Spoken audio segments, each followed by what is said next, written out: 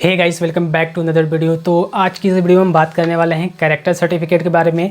Character certificate क्या होता है और कैरेक्टर सर्टिफिकेट का यूजेस कहाँ कहाँ होता है और आपको कब बनवाना चाहिए और आप इसको कैसे बनवा सकते हो। ऑनलाइन बनवाने के क्या तरीके हैं और ऑफलाइन बनवाने के क्या क्या तरीके हैं, कौन कौन सा डॉक्यूमेंट की रिक्वायरमेंट होगी, और बहुत इंपॉर्टेंट है जो कि इशूइंग अथॉरिटी कौन कौन से लोग हो सकते हैं जिसको कि वैलिड माना जाता है।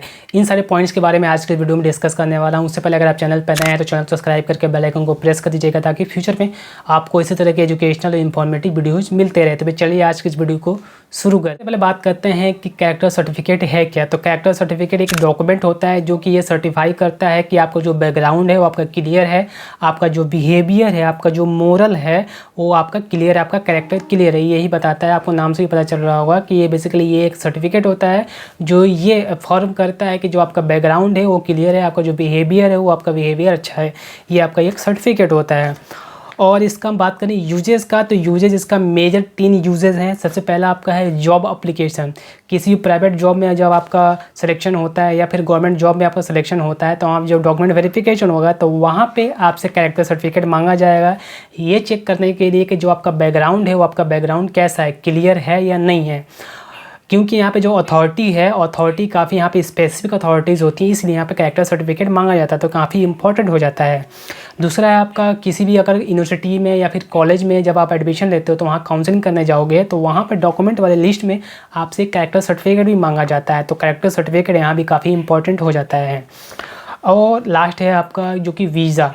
जब वीज़ा के लिए अप्लाई करोगे तो वहाँ भी आपका कैरेक्टर सर्टिफिकेट की रिक्वायरमेंट होती है जो कि काफ़ी इंपॉर्टेंट है। ये 3 आपके जो मेजर यूजेज हैं कैरेक्टर सर्टिफिकेट के 3, इसके अलावा भी बहुत सारे यूजेज हैं बट ये मेजर 3 यूजेज होते हैं कैरेक्टर सर्टिफिकेट। करते हैं इशूइंग अथॉरिटी के बारे में, कौन कौन से ऐसे अथॉरिटी हैं जिसके पास भी ये राइट है कैरेक्टर सर्टिफिकेट इशू करने का और जिसको कि वैलिड माना जाता है इंडिया में कहीं भी। तो अगर आप स्कूल से इशू कराना सकते हैं तो स्कूल का प्रिंसिपल है वो इशू करेगा। अगर आप कॉलेज से इशू कराना सकते हैं तो कॉलेज का जो रजिस्ट्रार है या फिर प्रिंसिपल है वो इशू करेगा, या फिर कोई भी गैजेटेड ऑफिसर है वो इशू कर सकता है, या फिर आपका जो लोकल पुलिस स्टेशन है वहाँ से आप इशू करा सकते हैं जिसको कि वैलिड माना जाए। बात करते हैं कौन कौन सा डॉक्यूमेंट की रिक्वायरमेंट होगी जब इसको आप अप्लाई करेंगे। तो अगर आप स्कूल से अप्लाई करना चाहते हैं या फिर कॉलेज से अप्लाई करना चाहते हैं तो उस कॉलेज या स्कूल के प्रिंसिपल के नाम से आपको एक एप्लीकेशन लिखना पड़ेगा। इसी तरह से अगर आप पुलिस स्टेशन से अप्लाई करना चाहते हैं तो वहाँ के जो हेड होगा उसके नाम से आपको एप्लीकेशन लिखना पड़ेगा, या फिर कोई भी गैजेटेड ऑफिसर से इशू कराना चाहते हैं तो वहाँ जो gazetted officer, particular gazetted officer के नाम से आपको एक एप्लीकेशन लिखना पड़ेगा।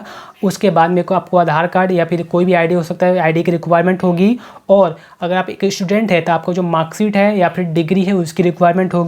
अगर आप किसी गवर्नमेंट जॉब के लिए यहाँ पे अप्लाई कर रहे हैं बनवाने के लिए तो आपको जो गवर्नमेंट जॉब या फिर प्राइवेट जॉब का जो अपॉइंटमेंट लेटर है उसकी भी रिक्वायरमेंट होगी, वो भी आपको यहाँ पे दिखाना पड़ेगा। रीज़न बताना पड़ेगा कि बनवाना क्यों चाहते हैं, तो इसका आपको एक प्रूफ दिखाना पड़ेगा कि हाँ इस पर्टिकुलर काम के लिए मैं दिखाना चाहता हूँ। जैसे आप कॉलेज के एडमिशन के लिए दिखाना चाहते हो तो कॉलेज का जो आप दिखाना पड़ेगा कि आपको काउंसलिंग लेटर जो होता है वो भी दिखाना पड़ेगा आपको, तभी यहाँ पर आपका ये इशू किया जाएगा।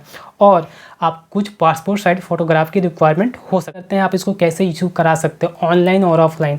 ऑनलाइन इशू कराने के लिए आपको जो लोकल पुलिस स्टेशन है उसके ऑफिशियल साइट पे जाना पड़ेगा। वहाँ पे आपको स्टेट और डिस्ट्रिक्ट सेलेक्ट करने के बाद में वहाँ पे आपको जो कुछ सर्विसेज का ऑप्शन दिख जाता है, वहाँ पे आपको कैरेक्टर सर्टिफिकेट इशू कराने का ऑप्शन भी दिख जाता है। तो वहाँ पे आपको कुछ बेसिक डिटेल उसको फुलफिल करनी पड़ेगी और कुछ जो फीस होता है ऑफिशियल फीस लगेगी वो आपको पे करना पड़ेगा। उसके बाद में आप अप्लाई कर सकते हो और आपका कुछ दिनों बाद में वो रेडी हो जाएगा, आपको वो मिल जाएगा। बात करते हैं अगर ऑफलाइन, अगर आप कॉलेज से इशू कराना चाहते हो या फिर कॉलेज से या फिर यूनिवर्सिटी से या फिर स्कूल से या फिर कोई गैजेटेड ऑफिसर जैसे डीएम, एसडीएम, सीनियर डॉक्टर हो गया किसी हॉस्पिटल का, या फिर सीनियर बैंक मैनेजर हो गया, ये भी लोग इशू कर सकते हैं क्योंकि ये गैजेटेड ऑफिसर में आते हैं। तो इनसे भी अगर इशू कराना चाहते हो तो इनके नाम पे आपको एक एप्लीकेशन लिखना पड़ेगा और वहाँ पे कुछ जो डॉक्यूमेंट मैं बताएं वो डॉक्यूमेंट लेकर के वहाँ पर्टिकुलर स्थान पे जाना पड़ेगा, उनके ऑफिस में जाना पड़ेगा, वहाँ पे आपको सबमिट करना पड़ेगा। हो सकता है आपसे कुछ वो सवाल पूछें, ठीक है, तो उसके बाद में सबमिट करोगे तो आपका हो सकता है तुरंत मिल जाए या फिर 1 से 2 दिन का टाइम लग सकता है। यहाँ पे डीएम भी इशू कर सकता है, एसडीएम भी, डीएसपी भी, या फिर सीनियर गवर्नमेंट का जो सीनियर गवर्नमेंट हॉस्पिटल होता है वहाँ का डॉक्टर भी इशू कर सकता है, या फिर जो सीनियर बैंक मैनेजर होता है वो भी यहाँ पे इशू कर सकता है। वो सारे के सारे गवर्नमेंट होना चाहिए, आप प्राइवेट जगह से नहीं इशू करा सकते हो, गवर्नमेंट जगह से ही आपको इशू कराना पड़ेगा। फीस आपका जैसे बताया मैंने, आपका कुछ भी लग सकता है, ऐसा नहीं बहुत ज़्यादा लगेगा। जो मिनिमल फीस होता है वहीं आपका यहाँ पे लगेगा। अगर आप स्कूल से इशू कराओगे तो आपका प्रिंसिपल इशू करके देगा, कॉलेज से कराओगे तो वहाँ का जो कॉलेज का पर्टिकुलर प्रिंसिपल होगा या फिर रजिस्ट्रार होगा वो इशू करके यहाँ पे देता है। कॉलेज से पास आउट होते हैं या फिर स्कूल से पास आउट होते हो तो जब आप मार्कशीट या डिग्री लेने जाते हो तो वहाँ पे आप तुरंत इशू करा सकते हो।